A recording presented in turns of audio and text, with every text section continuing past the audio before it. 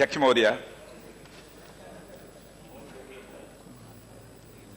आपने मुझे निर्देश दिया है जो चर्चा हुई है उस संबंध में कुछ बोलने का, लेकिन मैं समझता हूं कि हमारी सहयोगी स्मृति ईरानी ने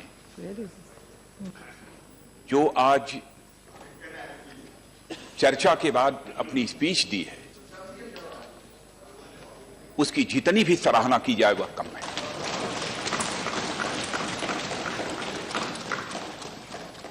और मुझे यह कहने में संकोच नहीं है कि स्मृति ईरानी की यह स्पीच इस संसद के लिए ही आई ओपनिंग नहीं है, बल्कि मैं समझता हूं कि सारे देश के लिए आई ओपनिंग।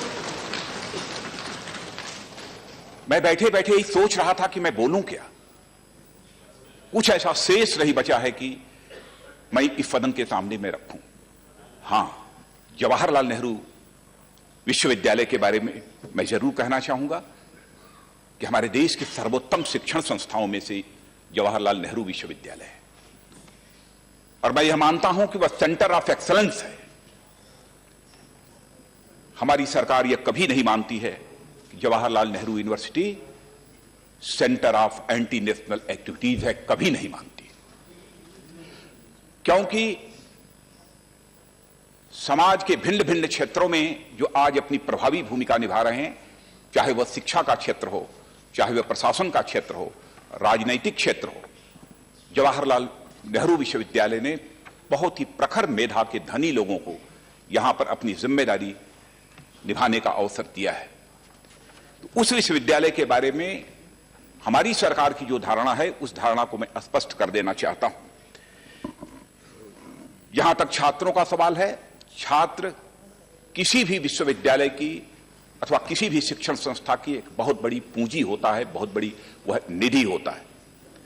और छात्रों के जीवन में के संबंध में भी मैं जानता हूं, क्योंकि मैं भी छात्र रहा हूं, इस संसद में बैठने वाले सारे के सारे लोग छात्र हैं। छात्र का जीवन बहुत आंदोलनकारी होता है। जुल्म और अत्याचार हो और उसका वह विरोध करे तो मैं समझता हूं कि यह अभिव्यक्ति की स्वतंत्रता है, इस पर किसी को कोई आपत्ति नहीं होनी चाहिए। लेकिन अभिव्यक्ति की स्वतंत्रता की भी एक सीमा होती है और उस मर्यादा की सीमा का अतिक्रमण यदि कोई करता है तो मैं समझता हूं कोई भी जागरूक समाज उसे किसी भी सूरत में माफ नहीं कर सकता है। अध्यक्ष महोदय, जो कुछ भी जवाहरलाल नेहरू यूनिवर्सिटी में हुआ है और जो भी कार्रवाई पुलिस के द्वारा की जा रही है उसमें सरकार की तरफ से कोई हस्तक्षेप नहीं है। सेडिशन का चार्ज लगना चाहिए कि नहीं लगना चाहिए, इस पर बहस हो सकती है, लेकिन मैं समझता हूं कि हम लोगों को इस संबंध में बहस करने की कोई जरूरत नहीं है। पुलिस जो भी इन्वेस्टिगेशन करेगी, सही करती है, गलत करती है, सही करती है तो मैं समझता हूं कि इस देश की अदालत उसे जस्टिफाई करेगी, और यदि गलत करती है तो फिर उसको सेडिशन का चार्ज या अदालत ही समाप्त कर सकती है, उसके सारे आरोपों से वो बरी कर सकती है। लेकिन उस संबंध में मैं समझता हूं कोई बहस करने का कोई औचित्य नहीं है। सदन को इतना मैं जरूर आश्वस्त करना चाहता हूं कि किसी भी निर्दोष छात्र को पुलिस को परेशान करने की इजाजत किसी भी सूरत में नहीं दी जाएगी, किसी का हैरेसमेंट नहीं होने देंगे, इतना मैं सदन को आश्वस्त करना चाहता हूं। हां, पटियाला हाउस कोर्ट में जो कुछ भी हुआ है पुलिस उस संबंध में कार्रवाई कर चुकी है और आगे भी कार्रवाई कर रही है। जो भी उसमें दोषी हैं वह दोषी बख्शे नहीं जाएंगे, यह भी आपके माध्यम से सदन को मैं आश्वस्त करना चाहता हूं।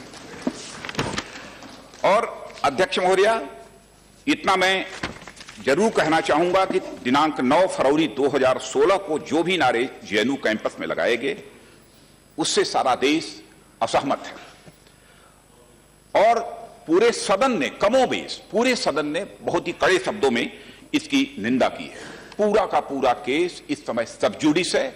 मैं समझता हूं कि न्यायालय के फैसले की हमको प्रतीक्षा करनी चाहिए।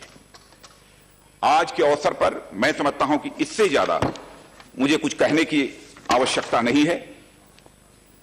मेरे संबंध में भी एक दो माननीय सदस्यों ने कुछ बात कही है, लेकिन मैं यह स्पष्ट करना चाहता हूं इस सदन में कि जब भी मैं कुछ बोलता हूं तो सोच समझकर बोलता हूं। प्रत्यक्ष और अप्रत्यक्ष तथ्यों के आधार पर मैं बोलता हूं, निराधार कभी नहीं बोलता हूं। बस इतना ही कहना चाहूंगा, क्योंकि हमने भी गोपनीयता की शपथ ली है।